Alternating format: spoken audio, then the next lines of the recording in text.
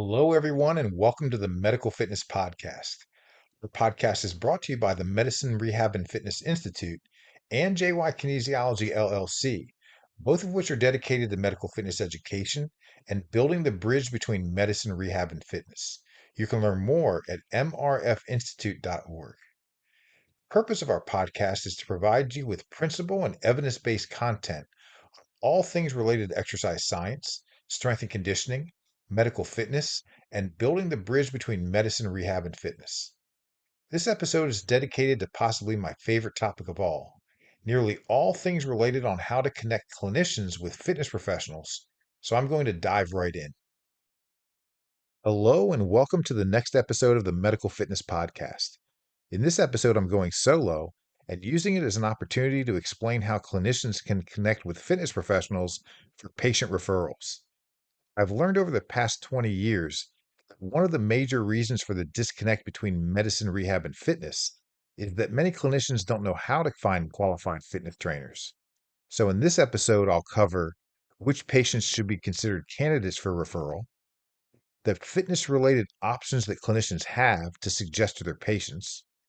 I'll review FitPro databases and explain which are clinician friendly and which aren't, how to determine whether to refer to a physical therapist or a fitness trainer, which is a very common question I get, qualifications to look for in a trainer, the vetting process, and virtual services that I offer through my company JY Kinesiology LLC as an option you can include in the services you offer for your patients. For those of you who are listening to this episode through audio, please be aware that I'm using a slide deck to provide visuals, and you have the option of typing in at the Medical Fitness Podcast, which is all one word, in the YouTube search box so you can see the slides while you're listening. Beginning with which patients should be considered candidates for referral. Jumping straight to the main point, it should actually be most of your patients and includes anyone who is not currently on a structured resistance training program, which is at least 80% of the adult population, individuals with overweight or obesity, which is about 70% of the population, those on weight loss medications because of the need to maintain or increase lean muscle tissue to avoid sabotaging metabolism and all the associated complications, people with chronic disease or joint pain, again, a large part of the population, older adults to stave off bone loss, muscle loss, and or strength loss, and patients recently discharged from physical therapy, since a structured program is a much better choice than a standard home exercise program that most patients don't stick with. Over the next several slides, I want to quickly cover a totem pole of options that clinicians have as it relates to providing fitness suggestions and guidance for their patients. I'll start with the bottom of the totem pole, or the worst options. The first is, unfortunately, the most common option, and that's to send the patient off into the abyss to fend for themselves. This is the option that we really need to avoid for obvious reasons. The next is common generic advice, such as telling patients to walk more, to stretch occasionally while at work, or to perform sets of squats or some other exercise throughout the day. This advice shouldn't replace a structured progressive exercise program. It isn't needed if the person is on a structured progressive exercise program, and it isn't helpful if it doesn't lead to a structured progressive exercise program. Next on the list is a home exercise program, which mirrors a traditional physical therapy home exercise program in the sense of being low volume, low intensity, and low variety. The data shows that most patients don't stick with these types of programs, and they lack the progression needed to improve pretty much anything. Most clinicians are aware of this, yet these home exercise programs continue to be the default choice way too often. Next is YouTube, Instagram, or other social media options. While they may be a better option than what I previously mentioned, there's still a game of Russian roulette, and there are much better choices. A group class at a local community fitness center is a mid-level choice. This choice can provide the social interaction some people prefer and at a lower cost. But the downsides are the lack of individual attention that many need, lack of addressing the medical or musculoskeletal conditions many people have in a way that adheres to the governing body guidelines, improper exercise technique, which is a very common issue, and the underdosing that commonly occurs. One-on-one training or partner training will nearly always be a better choice than group classes for obvious reasons. But if the trainer hasn't been vetted, this may not be the best option, since there are many unskilled trainers in the fitness industry. Now we're getting to the better choices on the totem pole. Ideally, you'd want to refer to someone who has been vetted and who has experience training the populations that mirror the patients you're referring to them. Through my company, I offer virtual sessions with vetted fitness professionals. I only hire trainers who have at least a bachelor's degree in exercise science or a related field. And not only do they have experience training special populations, but I help oversee the quality control of the programming. I'll describe these services in more detail at the end of the episode, but this option is number 2 on the list. And at the very top of the totem pole, the number 1 choice would be to refer your patients to a vetted, degreed trainer in your local area so that the patient is being trained in person. You'd want the trainer to have experience training special populations and preferably found through either a high quality database or at a local medical fitness facility.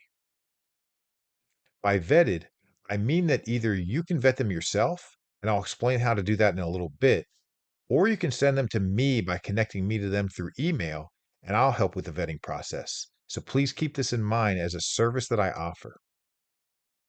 But in either case, the vetting process should include a book that I co authored with my colleague, Dr. John Bonnet, called the Medical Fitness Bible.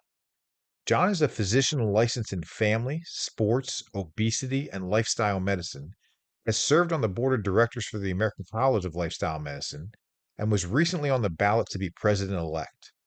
This book and the corresponding videos which I created to help bring the chapters to life have been approved by the National Academy of Sports Medicine for 1.8 continuing education credits, which is the equivalent of what a trainer needs for 90% of their CEUs for a standard 2 or 3 year reporting period. The Medical Fitness Bible was written for both clinicians and fitness professionals, since clinicians should know this information as well. So it's a common sense part of the vetting process, and since trainers can receive their CEUs, it creates a situation where everyone wins. As a clinician, you should want the trainers you send your patients to have completed the Medical Fitness Bible training course to help ensure that they have the necessary foundational knowledge, since this course covers information and situations not covered in other educational courses. In any case, let me switch topics and quickly review various options to connect with trainers, starting with common databases. The first is the United States Registry of Exercise Professionals, which is a database of over 185,000 fitness professionals and will be the database used in about 5 years when a subset of fitness professionals transition to non licensed healthcare providers, a topic I'll cover in more detail in a future episode. The image on this slide shows you what the welcome page looks like on their website. You would want to click on the View the Registry button. US reps could be a good option if the trainer is vetted properly, but this site is definitely not clinician friendly. You'll see what I mean by that as I go through these slides. After you click on View the Registry, you'll come to a page where you can enter specific information, which would likely just be the zip code you're in. And then as you can see, the next page will bring up a list of trainers, who they're certified through, and the expiration date of their certification. But that's it, which isn't overly helpful. Next up is the American College of Sports Medicine's database, which can also be a good option if the trainer is vetted properly, but it isn't a very clinician-friendly source. Click on the Access the ACSM ProFinder button to get started. Enter the zip code you're in, and as you can see at the bottom of the image, this will bring up similar information as the US Rep site, the trainer's name, certifications, and a link to send them an email, which again is not very helpful. The National Strength and Conditioning Association's database is more clinician friendly than the previous two, but I would still suggest that the trainer you choose goes through a vetting process. As you can see, when you get to their page, you'll have a place where you can type in your zip code. The list of trainers you can choose from include a picture of themselves, a brief bio, their experience, certifications, and links to their social media so you can get a much better idea of who they are. This is what I mean by being more clinician friendly.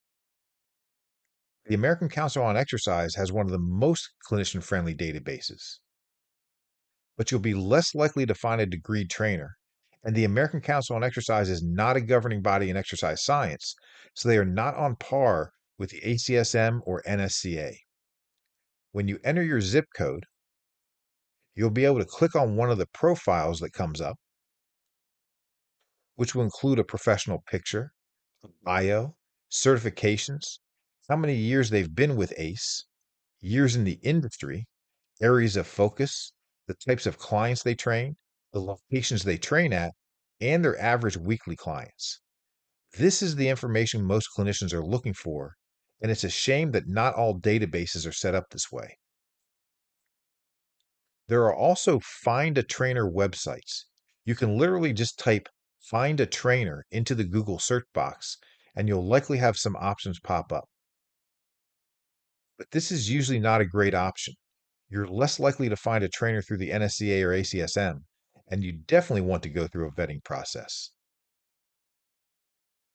Other options include Facebook groups, which I actually very highly recommend.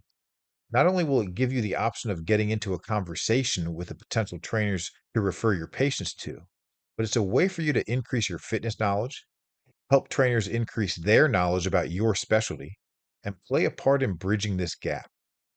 The NSCA doesn't require you to be a member of their organization, and as you can see from the images, they have a personal trainers interest group and a special populations interest group.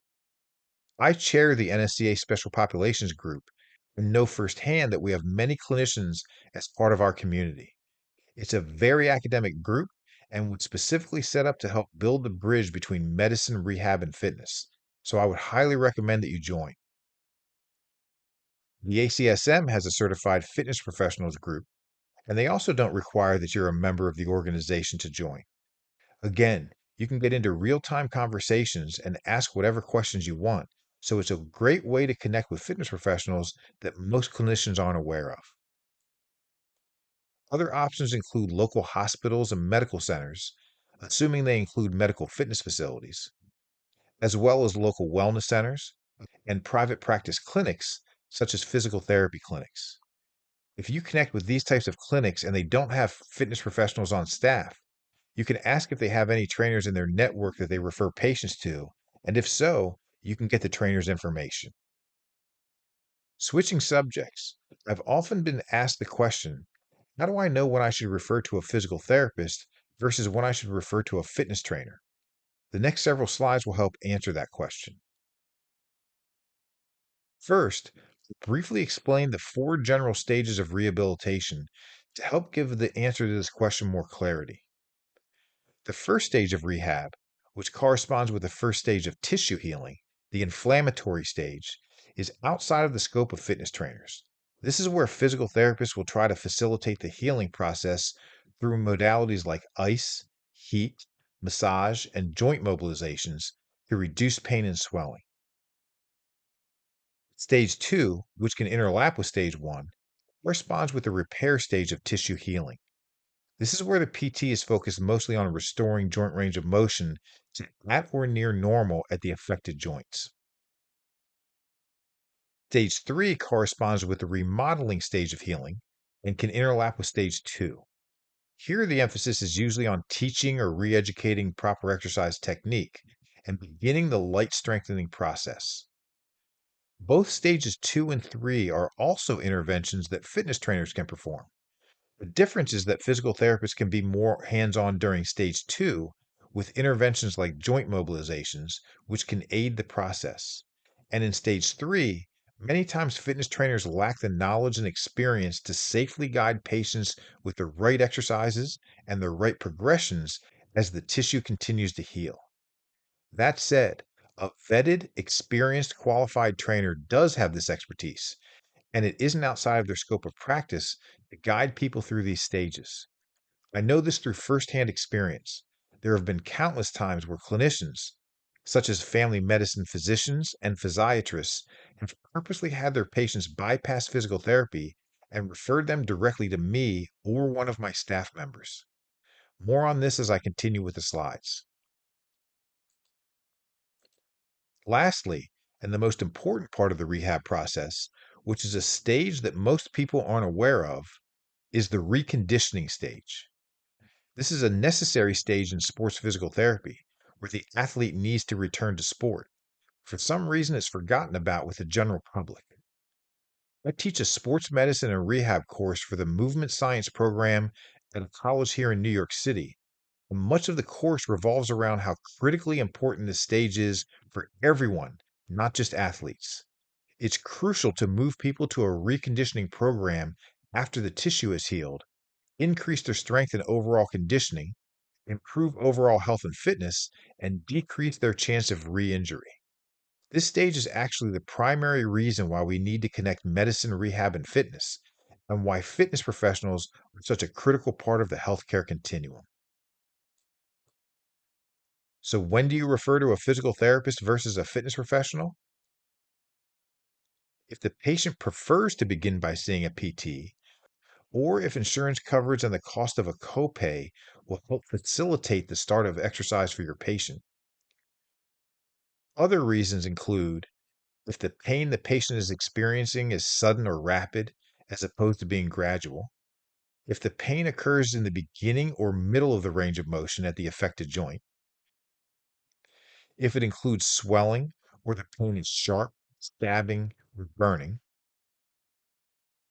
if there's numbness or tingling, or if the injury or pain significantly affects their activities of daily living. Otherwise, the patient can be referred directly to a qualified fitness professional. We don't diagnose or treat injuries, but we can avoid the area completely when necessary and at least train the other parts of the body. A much better option than just being sedentary. Adjust foot or hand position or the joint angle, whereby doing so alleviates pain.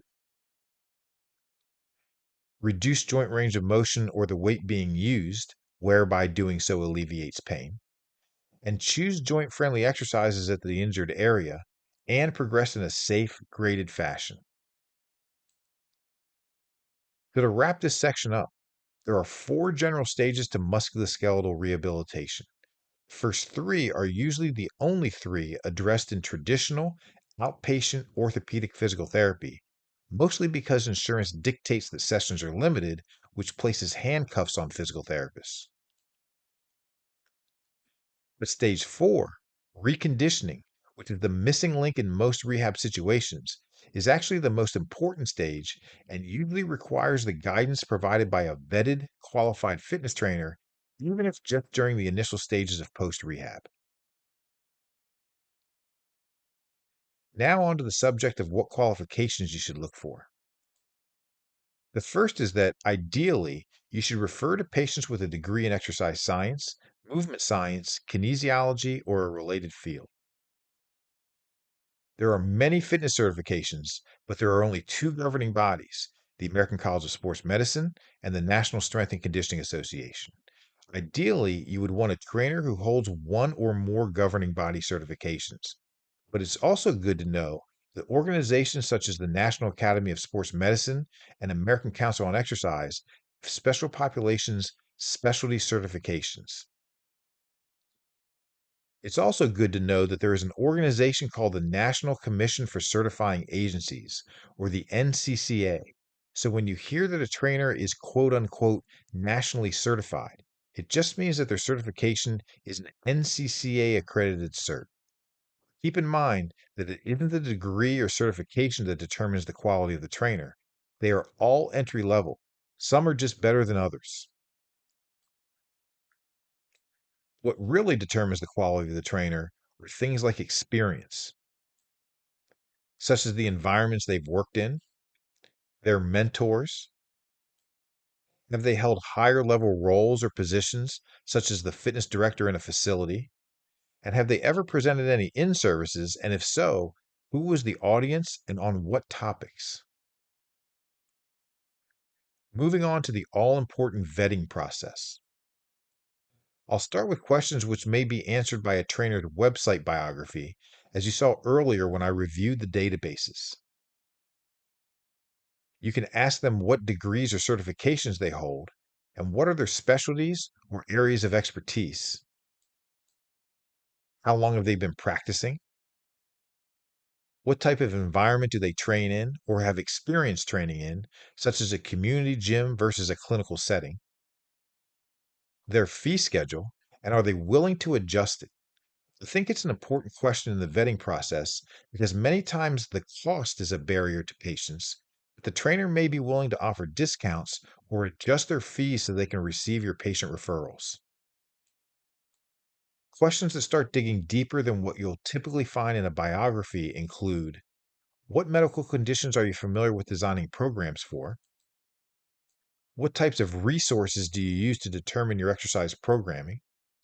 This will give you insight as to whether or not they try to stay current with research and are evidence based. Describe your philosophy and training style. Have you collaborated with physical therapists in the past? How do you communicate with clinicians who refer patients? And under the topic of programming, you could ask questions like: what types of exercises are a common part of your programming? How do you assess and correct flexibility issues? Do you allow client autonomy? And if so, how do you go about it? Describe your consultation. How do you determine a client's readiness to train? And how do you make in session adjustments? And then, if you wanted to get even more specific, you could ask questions like: how would you modify your program for my patient with, and then give them a case study, such as type 2 diabetes, cardiovascular disease, joint pain, etc. You can also ask: what would you consider red flags with training this patient? How do you go about determining the initial weights? What method do you use to guide progression? And I would highly recommend that you request a consultation and some initial sessions so you can experience their skill set firsthand. And consider not telling them that you're a clinician to reduce the chance that they'll treat you differently than they would anyone else. While it isn't realistic that you'll have the time to go through this entire process and ask all these questions, I wanted to at least be thorough with the types of questions you can consider asking. The vetting process can be as thorough as you want it to be, and it is your job description for the trainers you want to refer patients to. But please keep in mind that there's going to be a learning curve. It's unrealistic to expect that you're going to find the perfect trainer, unless, of course, you refer to my virtual medical fitness services, and you have to decide how much of a learning curve you're willing to accept. In any case, no matter who you choose to refer patients to, I would highly suggest to them that they purchase the Medical Fitness Bible and the associated videos. The content will provide them with a great foundation and is the same content I submitted to a company called LNG Canada, where LNG stands for liquid natural gas. This is a $40 billion clean energy company that contracted me out to create a comprehensive educational video repository for their lifestyle medicine themed corporate health program. So it's principle and evidence based and a trustworthy source of content. As I mentioned previously, the book and videos have been approved for continuing education credits through the National Academy of Sports Medicine, and the book was co authored by a physician friend and colleague who also co authored the ACLM's Lifestyle Medicine Handbook, and he's an absolute superstar. It was developed for both clinicians and fitness professionals and was created because of the countless times I've had both clinicians and fit pros ask me where they can get easy to digest, evidence based information on medical fitness without having to go through the whole certification process. As someone who chairs the National Strength and Conditioning Association's Special Population Interest Group, it's part of a committee developed to revise the NSCA's Certified Special Populations Specialist certification, teaches strength and conditioning and rehab courses at the college level, and is the president-elect of the American College of Sports Medicine's Greater New York Regional Chapter, I can tell you that the Medical Fitness Bible and corresponding videos should be required for foundational understanding on how to design exercise and flexibility programs. To wrap up this episode, I wanted to give more information about the virtual medical fitness services I offer as an important option that clinicians should add to their patient services. I've learned over the past 20 years that most clients aren't looking to train with a trainer for the long term, and that even suggesting to patients that they train with a fitness professional can be a barrier to referral. What I mean by that is that patients often assume that this means they're supposed to train with someone for months or years when they can't afford it or just don't want to for whatever reason.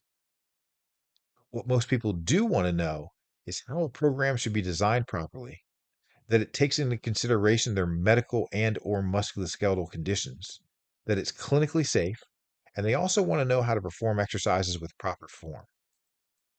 This is a subset of the patient population that needs to be captured, which means it needs to be an option that clinicians offer as part of their patient services. It's a cost-friendly option, a schedule-friendly option. It's a great way to capture patients who live in rural areas. And as long as the person has Wi-Fi and can log into platforms like Zoom, it doesn't matter where they're located.